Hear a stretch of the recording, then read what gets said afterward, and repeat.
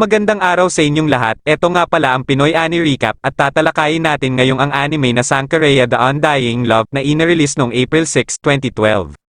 Si Chihiro Furuya ay isang nerd na lalaki na gustong gumugol ng kanyang oras sa kanyang silid sa panunood ng mga zombie na pelikula. Si Chihiro ay nakatira kasama ang kanyang lolo, tatay, at nakababatang kapatid na babae at ang kanyang buhay ay naging medyo matatag pagkatapos ng pagkamatay ng kanyang ina. Ngunit may iba pang plano ang tadhana para sa munting Chihiro. Ang ating munting pusa na nagngangalang Babo ay namatay sa isang aksidente sa sasakyan at kailangan siyang ilibing ni Chihiro sa labas ng templo ng kanyang pamilya dahil sa prestihiyo ng lugar. Kahit na namatay ang pusa, ang mga pantasya ni Chihiro mula sa kanyang pagmamahal sa mga zombie ay nagpapanatili sa kanyang pag-iisip tungkol sa pagbabalik ng pusa at kalaunan ay nakakita siya ng libro para sa eksaktong layuning ito. Hinukay ni Chihiro si Babo mula sa kanyang libingan at dinala ang pusa sa isang nasirang istruktura upang subukan ang ilang bagay. Ang eksperimento ni Chihiro ay nagambala ng isang batang babae na naglalabas ng sama ng loob tungkol sa kanyang buhay sa labas sa may bandang balon nang nalihis ang atensyon ni Chihiro. Napag-alaman na ang babae ay si Sankarea, isang estudyante ng Sanka Girls High at ipinakilala sa alaala ang pinsan ni Chihiro, si Ranko, na may posibilidad na kumilos ng medyo magiliw sa kanya. Pagbalik sa eksperimento, napansin ni Rhea na nakikinig si Chihiro sa kanyang mga sinasabi at lubos siyang nabighani matapos malaman ang tungkol sa eksperimento ni Chihiro na buhayin ang pusa. Nakipag-usap si Rhea kay Chihiro saglit at mahinahon sa kanyang sabihin nito na aalagaan niya ito kung sakaling maging zombie ito. Ang dalawang ito ay tiyak na mukhang soulmate sa akin. Sumama muli si Rhea kay Chihiro para sa eksperimento mamaya, abala naman sa ilang pelikulang zombie habang inihahanda ni Chihiro ang formula. Naalala niya ang kanilang pagkabata at kung paano siya inilayo ng kanyang ama na si Dan Ichiro sa lahat ng bagay kasama na ang mga kasambahay at mga alagang hayop sa kanyang pagkahumaling na itago siya sa kanyang sarili. Balik sa eksperimento, binibilang ng dalawa ang mga sangkap na kailangan para gawin ang lunas at umalis si Rhea upang maghanap ng halaman nang malamang ni Chihiro na malapit na siyang mahulog habang umaakyat sa isang bangin sa malapit. Nakuha ni Rhea ang bulaklak at hiniling kay Chihiro na buhayin siya. Matapos magkabalikan ang dalawa, isa pang alaala ang nagpapakita kung paano pinalala ng ama ni Rhea ang mga bagay para sa pamilya ng nag-iisang kaibigan na si Rhea at naglabas ng saloobin na magalit sa kanya ang kaibigan ni Rhea. Sa pagdaragdag ng bagong halaman na malamang na nakakalason, ang lunas ay nakumpleto at ang dalawa ay ipinakain ito kay Babu, umaasa na siya ay mabubuhay. Ang plano ay nagresulta ng pagkabigo at dinala ni Chihiro si Babu pabalik sa icebox sa bahay habang inihatid si Rhea pauwi dahil nasaktan ang kanyang binti. Nadama ni Rhea na maging normal na babae sa unang pagkakataon, ngunit mabilis itong napalitan ng masamang sitwasyon para sa kanya nang malaman ng kanyang ama ang tungkol sa paggugol niya ng oras kay Chihiro na nagbigay sa kanya ng malupit na pagtrato sa kanyang pagbabalik. Si Chihiro ay nasa isang maliit na argumento kay Ranko nang malaman niya na ang formula ay isang tagumpay at si Babo ay nabuhay muli, ngunit hindi bilang isang normal na pusa sa pagkakataong ito. Nasa kanyang silid si Rhea na labis ang depresyon at nagpas siyang inumin ang formula upang subukan ang pagtatangkang pagpapakamatay. Nagising si Rhea ng maayos kinabukasan at gumalaw upang batiin ang kanyang mga magulang sa dining room. Matapos mapagtanto na ang kanyang pagtatangka sa pagpapakamatay ay isang pagkabigo, siya ay iniimbitahan ng kanyang madrasta. Ang sama ng ugali ni Arya sa kanya kasabay ng mensahe ng kanyang ama na hindi na siya papasok sa paaralan.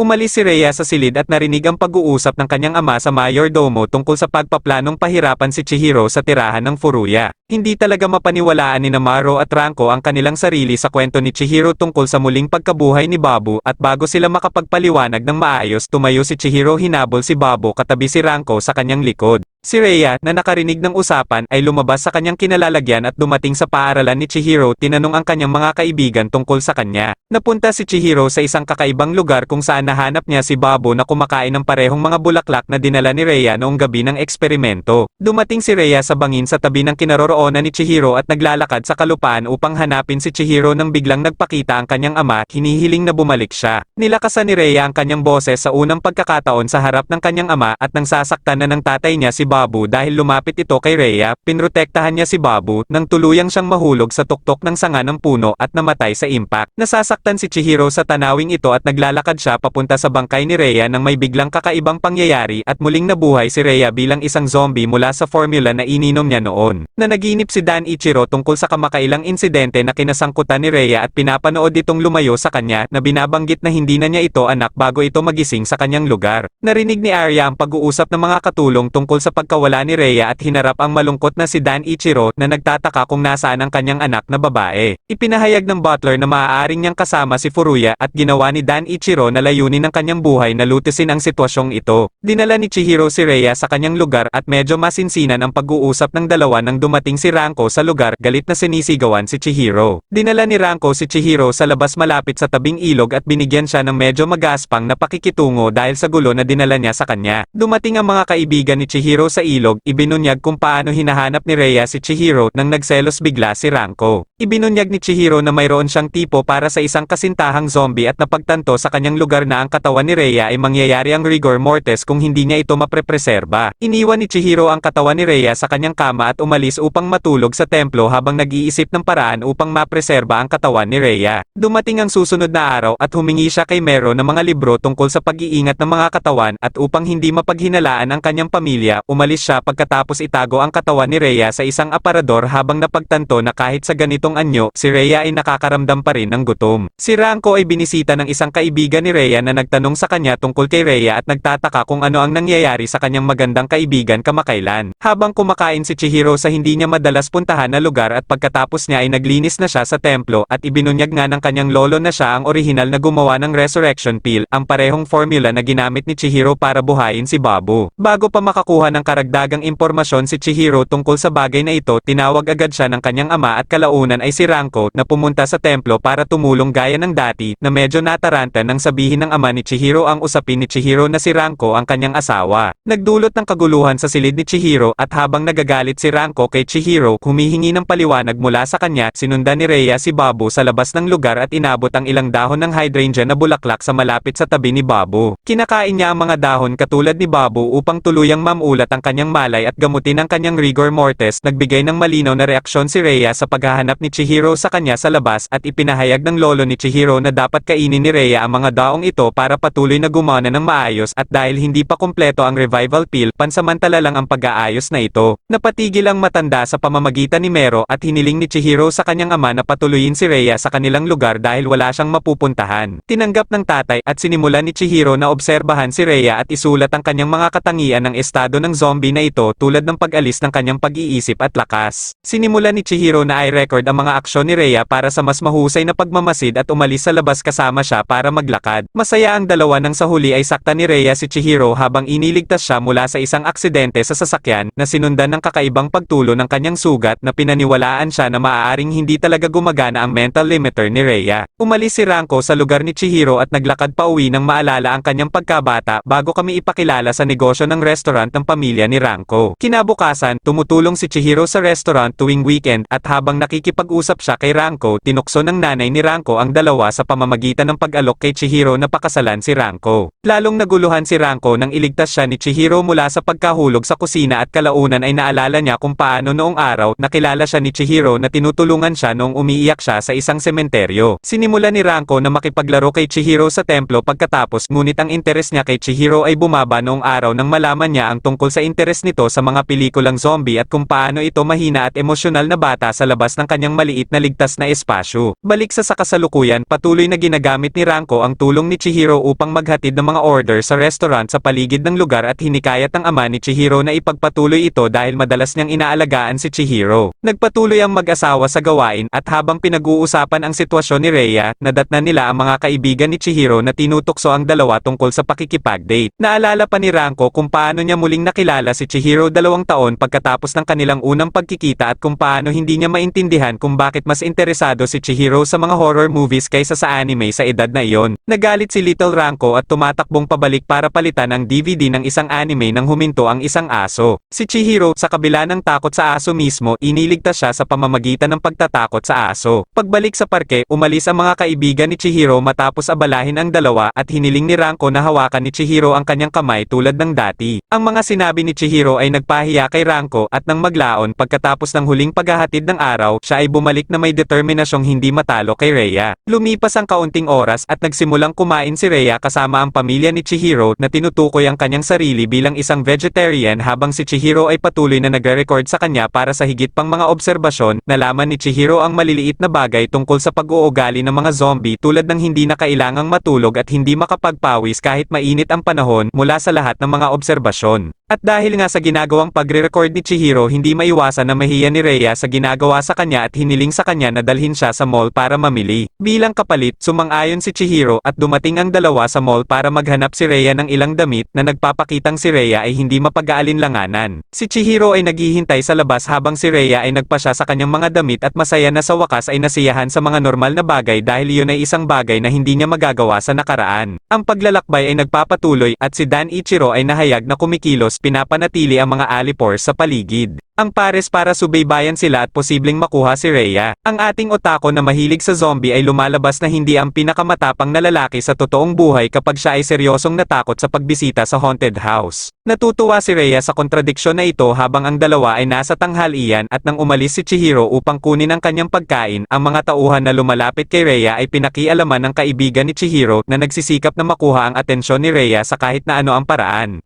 Nagpasya ang mga tauhan na ihinto ang palihim na pagkilos at tangkaing kidnapin si Rhea ng totoo na nagtatapos sa pagiging dominado ng sobrang lakas ng zombie. Dumating si Chihiro sa eksena sa labas at nang umiiyak si Rhea sa kanya, nagbago ang plano ng mga tauhan at nagpasyang kidnapin si Chihiro sa halip dalhin siya sa paghihintay kay Dan Ichiro. Ang kwento ay tumatagal ng kaunting spin-off mula sa pang-araw-araw na buhay ni Chihiro at mas malalaman natin ang tungkol kay Mero, ang nakababatang kapatid na babae ni Chihiro na responsable sa gawaing bahay sa tirahan ng Furuya. Sinabi ng tatay ni Chihiro na naging mas maaasahan si Chihiro kamakailan pagkatapos niyang makilala si Rhea at napansin din ni Mero ang ilang pagbabago sa ugali ng kanyang kapatid sa kanyang paaralan. Si Mero ay nasa isang maliit na pag-uusap sa taas ng hagdan kasama ang kanyang mga kaibigan na sina Shinoda at Yasaka at ang tatlo ay nagsabi tungkol sa pagiging kaina-hinala sa kanilang guro na si Mizuki para sa hindi pagiging tao. Ang kanilang hinala ay pinangunahan ni Mizuki na kumakain ng hilaw na karne at nakitang may bitbit na bagay sa kanyang likuran bago pumasok sa paaralan. Nagsimula silang mag-espya sa guro, sinusubukang hanapin ang kanyang tunay na pagkakakilanlan, ngunit natigilan sila sa huli ng ibunyag ni Mizuki ang alagang buwaya sa kanila, medyo nakakadismaya para sa ating mga aspiring detectives. Ang mga batang babae ay nagpatuloy sa kanilang mga nakakatawang maliit na kwento ng zombie pagkatapos at idinagdag ni Mero na siya ay halos nakatira sa isang zombie bago sila bumalik sa bahay.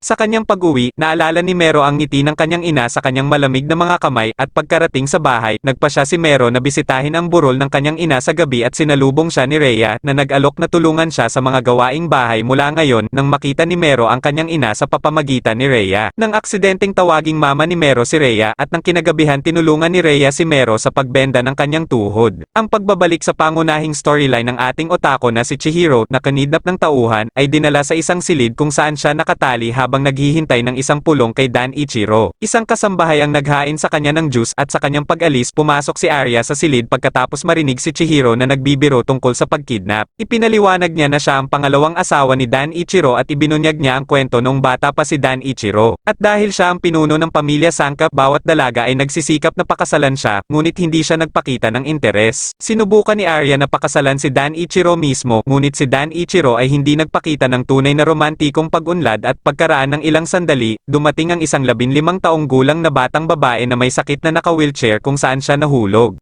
Iminungkahi ni Dan Ichiro na ang isang batang babae, sa kabila ng reaksyon ng kanyang pamilya, ay handang iwanan ang kanyang posisyon bilang ulo ng pamilya para sa kanya. Pinakasalan nga siya ni Dan Ichiro, ngunit nangyari ang hindi maiiwasan at namatay ang batang babae pagkatapos manganak kay Rhea. Pinakasalan ni Dan Ichiro si Arya pagkatapos niyang tulungan sila sa isang yugto kung saan siya ay naging labis na malnourished at nanlumo mula sa stress sa pag-iisip. Sinabi ni Arya na hindi siya mahal ni Dan Ichiro ngunit pinakasalan lamang siya na nakakuha ng isang ina para kay Rhea. Ibinunyag din niya na ang pagkahumaling ni Dan Ichiro kay Rhea ay para sa kanyang pagkakahawig sa kanyang ina at bago pa niya ito masabi, dinala ng isang maid si Chihiro sa isang silid na puno ng mga larawan ni Rhea kung saan naghihintay si Dan Ichiro na walang intensyon na patawarin siya. Dan Ichiro ay umakay kay Chihiro, isang pasilyo, pinaniniwalaan siyang pahihirapan siya. Nag-iisip si Chihiro ng mga sitwasyon tulad ng pagkatapon sa mga bangin, ngunit lumabas na dinadala siya ni Dan Ichiro sa isang dojo upang magkaroon ng kaunting tunggalian sa kanya, sinusubukan ang kanyang kakayahan. Dumating si Rhea sa mansyon ng Sangka at siya ay pinigilan ng mga katulong. Doon na pinaparusahan ng kaunti si Rhea sa pamamagitan ng pagpapasuot din sa kanya ng maid outfit. Ang parehong enerhiya ay sumasalamin sa buong bahay, tila, ginamit ni Rhea ang kanyang zombie strength para tuluyang makawala sa mga pagpigil at hanapin si Chihiro sa bahay. Pagbalik sa dojo, naghahanda ang dalawa para sa isang sword duel kung saan kailangan lang ni Chihiro na maglanding ng isang hit para manalo at mapatunayan ang kanyang husay. Si Chihiro ay nagpunta sa ibang ruta at nagsimulang pagtawanan si Dan Ichiro para sa pagiging isang kaayla-hilakbot na ama, pinahiya siya sa pagkuha ng mga hubad na larawan ng kanyang anak na babae. Si Dan Ichiro sa una ay nananatiling kalmado mula sa pang-aasar ni Chihiro ngunit nauwi sa pagsaksak kay Chihiro habang si Rhea ay pumasok sa dojo. Sa kabila ng pagkakasaksak, nagawa pa rin ni Chihiro na ay headbutt si Dan Ichiro at sinabing siya ay kalahating zombie na ngayon dahil sa naapektuhan ng laso ni Rhea nang siya ay dinilaan ang kanyang sugat. Nagpatuloy ang pagtatalo sa pagitan ng dalawa at ipinaliwanag ni Chihiro na ang ideolohiya ni Dan Ichiro sa pagtrato kay Rhea bilang isang espesyal na pag-iral ay ang maling hakbang noong una dahil gusto lang ni Rhea na mamuhay bilang isang normal na babae nang hindi nakokontrol. Ang mga salita ni Chihiro ay tumama kay Dan Ichiro puso at nagpasya siyang iwanan sina Rhea at Chihiro habang aalis patungong ibang bansa upang maghanap ng lunas para sa kanyang anak na babae. Sa wakas ay namatay si Chihiro dahil sa labis na pagkawala ng dugo at nagising sa kanyang lugar si Rhea na nakasuot ng nurse. Dumating din si Ranko upang makita si Chihiro at sinabi ang kanyang sarili bilang kasintahan ni Chihiro kaya napagtanto ni Rhea na mahilig si Ranko sa isang otako, medyo sikat para sa isang otako, Kinikilala ni Chihiro ang responsibilidad na iniwan sa kanya ni Dan Ichiro at pagkatapos maghapunan ni Rhea kasama ang pamilya Furuya, dinala siya ni Chihiro sa labas para mamasyal. Sinabi niya na ito lang ang magagawa niya para sa kanya, ngunit pinahahalagahan ni Rhea ang kanyang mga pagsisikap, sinabi na hindi niya ito nagawa noon. Sa kanilang pagbabalik, napansin ni Rhea ang isang firework festival na nakatakdang mangyari bukas at hiniling niya kay Chihiro na dalhin siya doon. Sumang-ayon si Chihiro, ngunit sinira ng ulan ang kanilang plano kaya medyo nalungkot si Rhea. Kinabukasan sa paaralan, sinunggaban ni Ranko si Chihiro gaya ng dati, na pinagseselosan ng kanyang mga kaibigan sa dalawa at kalaunan ay ipinaliwanag ni Chihiro kay Ranko ang sitwasyon ng firework festival. Inirerekomenda niya na magdaos ng kanilang sariling firework event sa templo. Sinabi ni Mero na dapat hayaan ni Chihiro si Rhea na pumasok din sa paaralan, ngunit iniisip ni Chihiro kung kaya niyang itago ang kanyang pagkakakilanlan bilang isang zombie ng ganoon o hindi. Dumating ang oras ng fireworks at kasama ni Ranko si Rhea sa silid ni Chihiro nang ipagtapat niya ang kanyang nararamdaman para kay Chihiro kay Rhea, opisyal na humihiling sa kanya na maging karibal niya para kay Chihiro. Masayang nag-e-enjoy si Rhea sa firework at kalaunan ay kinukuha niya ang kanyang mga gamit para sa paaralan mula sa kanyang tahanan kung saan gumaling ang paggagamot ni Arya para sa kanya. Nagpapatuloy ang buhay ni Chihiro habang nabubuhay siya sa kanyang pantasya na magkaroon ng isang zombie na babae sa tabi niya habang sinusubukan ang kanyang makakaya upang maghanap ng lunas para mapangalagaan ang katawan ni Rhea.